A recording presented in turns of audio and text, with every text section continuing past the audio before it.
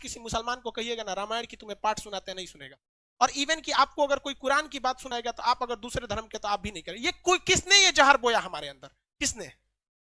हाँ भाई साहब, ये 200 साल जो अंग्रेज गए सब ना, अंग्रेज भाई साहब बहुत दिमाग वाले थे।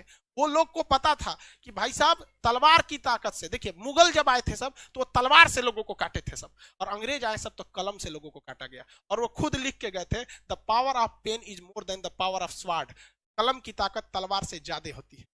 हमारा वैचारिक नपुंसक बना के चले गए सब अंग्रेज, हमारी शिक्षा व्यवस्था को बर्बाद कर। अंग्रेजों को पता था कि भारतीयों का शास्त्र में ऐसा चीज है कि अगर ये सचुरा पूरा अच्छा से जान जाएगा सब ना तो हमारे इंग्लैंड को पीछे छोड़ के चल जाएगा।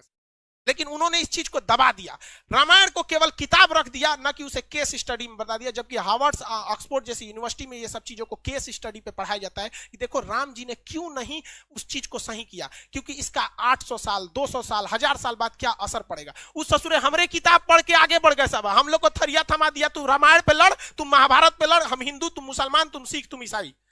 इसलिए हम आज भी इस गिलहरी को अपने पास रखते हैं। जिस दिन हमको थकान होने लगती है हम इसको देखते हैं तो राम जी की बात याद आती रहती है ना। ये तो है भैया क्या चीज, एक काव्य है, लेकिन एक्चुअली में रामायण एक लीला है। लीला मतलब समझते हैं मैच फिक्सिंग। पहले से रामायण में हर चीजें क्या थी, फिक्स थी। लेकिन हमारे देश की शिक्षा व्यवस्था इतनी चौपट कि हमें और आपको समझने का मौका ही नहीं दिया और इसे एक धार्मिक किताब बांध के रख दिया। अगर आप इसके छोटे से छोटे चीजों को अगर आप समझेंगे, कोई भी चीज को अगर समझेंगे छोटे से छोटे चीज को, तो आज के जीवन में आपको बहुत सारी चीजें सीखने को मिलेगी। अच्छा ये बताइए, राजा दशरथ जी की पत्नी थी, वो कौन सी पत्नी थी जिन्होंने रथ में उंगली डाल के उनसे वचन मांगा? कौन थी? कैकेयी। उन्होंने क्या कहा था राजा दशरथ जी ने कि हम तुम्हें एक वरदान देंगे। बदले में उन्हें क्या कहा कि हम उचित समय आने पर आपसे क्या मांगेंगे? वरदान। याद रखिएगा आज के जीवन में अगर आप किसी से कमिटमेंट करते हैं तो तुरंत पूरा करवा लीजिएगा। ऐसा मत कहिएगा कि उचित समय आने पे हम तुम्हारे लिए करेंगे, वरना आने वाले समय राजा दशरथ जी की मृत्यु का कारण भी बने थे राम जी का वनवास। कौन बर्दाश्त करेगा वहां पे राम जी का? लक्ष्मण जी को तो वनवास नहीं था, वो तो साथ में चले गए थे, भाई के स्नेह में चले गए थे कि नहीं? तो ये आप इसका ध्यान रखें। ये क्या चीज था? ये आने वाले कलयुग के लोगों को दिखाने के लिए एक प्रेरणा की स्रोत थी कि देखिए आज उन सबको पता था भगवान जी को आने वाले समय में एग्रीमेंट वगैरह बहुत होगा, बिजनेस आगे जाएगा, जीएसटी वीएसटी, तो कैसे खुल के थोड़े बोलेंगे कि एग्रीमेंट में ऐसे मत करना। वो दिखाया गया था कि इस लीला को समझिए और अपने आने वाले जीवन में 100-200 साल हजारों साल बाद आप इस जीवन में याद रखिएगा कि अगर आप किसी के प्रति एहसानमंद है तो उसका एहसान तुरंत चुकाइए। उसको अगर फ्यूचर पे टालेंगे तो हो सकता है कि आपको ऐसा जगह आके चोट देगी, फिर आपको भी काम खत्म हो जाएगा यहाँ पे। तो अभी याद रखेंगे यहाँ पे आप इस रामायण में बहुत सारी चीजों को देखेंगे जो आज के वक्त में आपको अपने जीवन में बहुत काम देंगे। जब लक्ष्मण जी हिरण को ढूंढने गए थे, वो एक क्या किए थे? लक्ष्मण रेखा खींचे थे और सीता जी से क्या कहते कि सीता जी आप इसके बाहर नहीं जाइए। सीता जी कभी नहीं जाती उसके बाहर, कभी नहीं जाती। यदि रावण साधु का वेश नहीं बनाया होता तब। तो ये क्या संदेश देना चाहता है कि हर साधु के वेश में समझा आया हुआ व्यक्ति सन्यासी नहीं होता है। कलयुग के वेश में अगर कोई भी आपका साधु बन के आता है तो हो सकता है कि वो आपके लिए लक्ष्मण रेखा पार कराने के लिए आया है। इसलिए आंख बंद करके भरोसा नहीं कीजिएगा। और आज भी देखिए आपको तांत्रिक लोग किसी किसी नाम पे आपको ठगेंगे। ये एक लीला है, लेकिन हमारी सिस्टम में जब अंग्रेज आए थे तो इस तरह से पढ़ा के गए कि हमारे और आपके दिमाग पे एक ताला मार दिया कि बौद्ध ग्रंथों में कुछ भी है तो आप इसे नहीं पढ़ेंगे, क्योंकि आपके दिमाग पे ताला मारा गया है कि आप हिंदू हैं, आप मुसलमान हैं, आप सिख हैं।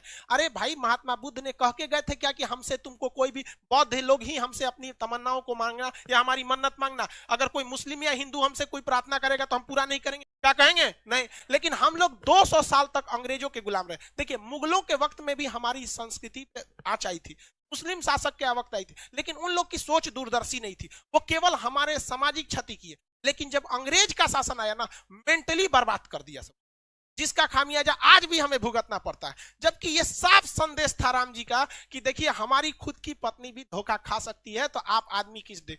इसलिए जब कभी भी कोई धार्मिक चीज में अगर आए तो उसे एक बार जांच परख लीजिएगा। हम ये नहीं कहते हैं कि सब गलत है, लेकिन जांच परख। राम जी गुस्सियाने वाले नहीं थे, लक्ष्मण जी इतनी भड़कीले टाइप के थे, नाके काट दिए सुपने खा। आज भी हर लड़की किसी भी लड़के को प्रपोज करने से डर। याद है ससुरा हमरा एक बार रामायण के समय लक्ष्मण जी काट दिए थे। लड़का डरता है कि कहीं तमाचा मत मार दे, लड़की डरती है नकिए मत काट दे। खैर ये मजाक वाली बात है, इसको सीरियस नहीं ले।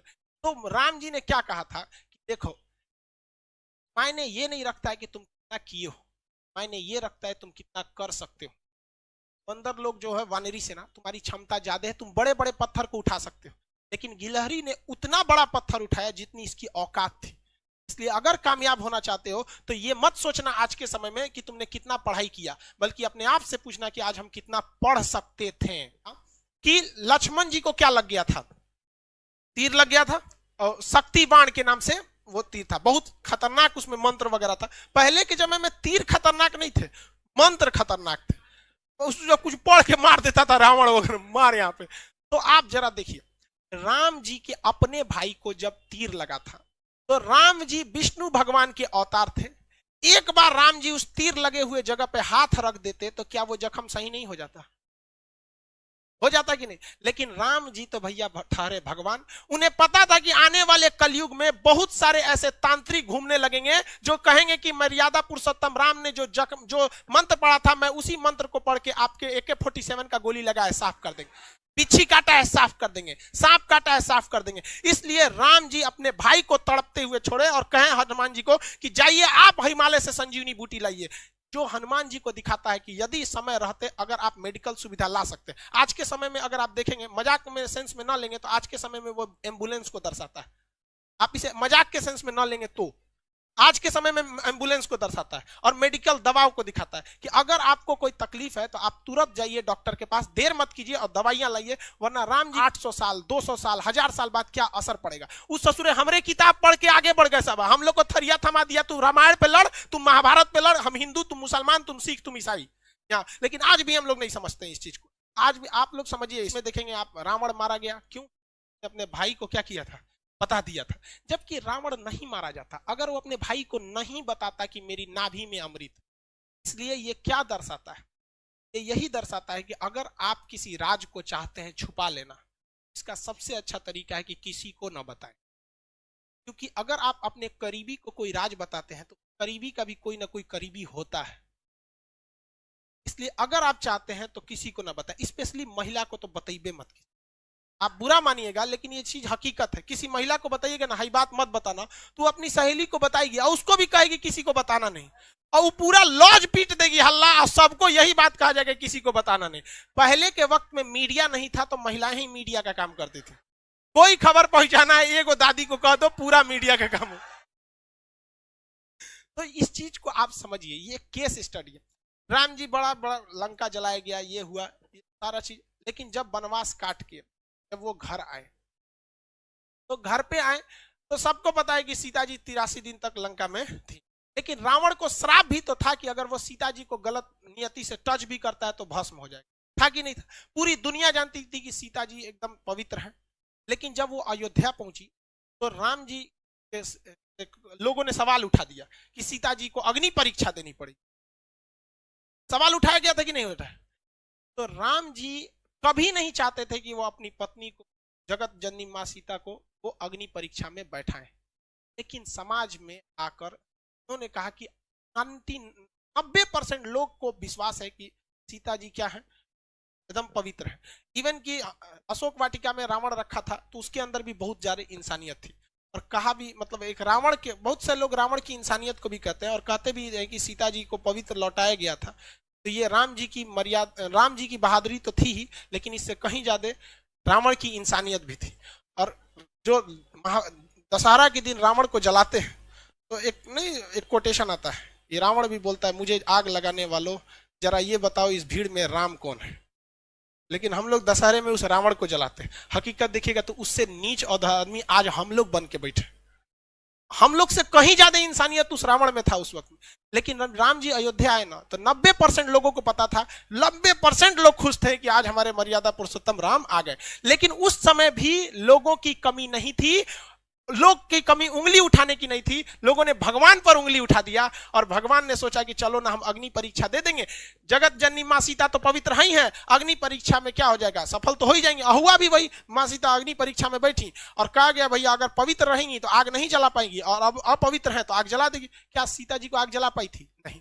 लेकिन हुआ क्या उसके बाद, जब सीता जी आई तो रो दी। मुझे दुनिया से मतलब नहीं था, ये राम जी, आपसे मतलब था राम जी, आपने ही जब हम पे कह दिया अग्नि परीक्षा के लिए, तो ये दुनिया मेरे किसी काम के नहीं।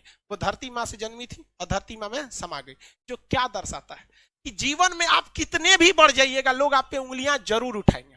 जब राम जी को नहीं छोड़ा लोगों ने उंगली उठाने में, तो हमारी और आपकी क्या औकात है। और ये यही बताता है कि राम जी अगर उन 10% लोगों को डांट देते ना, चल भाग यहां से, तो मां सीता को अग्नि परीक्षा नहीं देनी होती। लव और कुश को छोड़कर मां सीता कभी नहीं जाती, बचपन में बेचारे रोते रह गए। इसलिए अगर 2 कौड़ी के लोगों को अगर खुश करने के चक्कर में रहेंगे, तो आपका अपना जीवन बर्बाद हो जाएगा। राम जी का पूरा परिवार बर्बाद कर दिया इन 2 कौड़ी के लोगों ने, और जो हमारी वैचारिकता को एक ग्लोबल लेवल पर ले जा रहे थे। तो खैर, आप भी समझते हैं, इस सब चीज में मत पड़िएगा। धार्मिक चीजें गलत होती है, लेकिन हम लोग इसके शिकार हुए हैं, हम लोग को शिकार बनाया गया है, ये अंग्रेजों ने। नजरों को समझ में नहीं आता, धीरे धीरे विकास होगा।